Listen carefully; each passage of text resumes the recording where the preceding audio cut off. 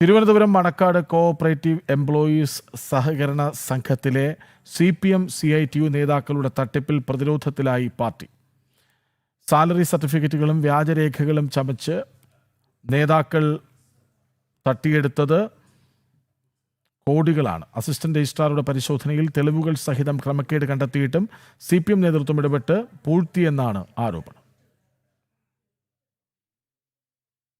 CPM Nemam area committee അംഗവും Kerala corporative employees union Thiruvananthapuram ജില്ലാ സെക്രട്ടറിയുമായ VN വിനോദ് കുമാർ അടക്കമുള്ള CPM നേതാക്കളും CITU നേതാക്കളുമാണ് മണക്കാട് സഹകരണ സംഘത്തിൽ നിന്ന് കോടികൾ തട്ടിയെടുത്തത്. വ്യക്തിപരമായ വായ്പയും ചിട്ടിയുമായാണ് കോടികൾ തട്ടിയെടുത്തത്. അസിസ്റ്റന്റ് രജിസ്ട്രാറുടെ പരിശോധനയിൽ ക്രമക്കേട് കണ്ടതിനെ തുടർന്ന് നടപടിക്ക് നിർദ്ദേശിക്കുകയും ചെയ്തു. വ്യാജരേഖകൾ നൽകി വായ്പ എടുത്തവർക്കെതിരെയും ജാമ്യം നിന്നവർക്കെതിരെയും നടപടി ആവശ്യപ്പെട്ട് സഹകരണ സംഘ രജിസ്ട്രാർ തന്നെ നോട്ടീസ് അയച്ചു. CPM നേമം ഏരിയ കമ്മിറ്റി അംഗം VN വിനോദ് കുമാർ, KCEU തിരുവനന്തപുരം ജില്ലാ vice president Neena CR, Sreejith, M Jyothish എന്നീ ഭരണസമിതി അംഗങ്ങൾക്കുമെതിരെയായിരുന്നു നോട്ടീസ്. 2024 അയച്ച നോട്ടീസിന് 1 വർഷം പിന്നിടുമ്പോഴും നടപടിയെടുക്കാൻ അധികൃതർ തയ്യാറായിട്ടില്ല.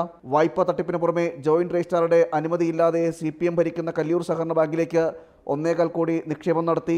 MDS ചിട്ടികൾക്ക് ജാമ്യത്തിനായി നൽകിയിട്ടുള്ള സ്വർണം സ്റ്റോക്ക് രജിസ്റ്ററിൽ വ്യക്തമാക്കിയിട്ടില്ല. ചിട്ടികളുടെ രജിസ്റ്ററിൽ ഇടപാടുകൾ രേഖപ്പെടുത്തിയിട്ടില്ല. ജാമ്യവ്യവസ്ഥകളില്ലാതെ ചിട്ടി വായ്പകൾ നൽകുന്നു.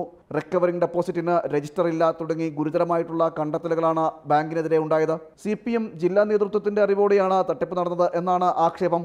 മുതിർന്ന നേതാക്കൾക്കടക്കം തട്ടിപ്പിൽ പങ്കുണ്ട് എന്നും ആരോപണമുണ്ട്.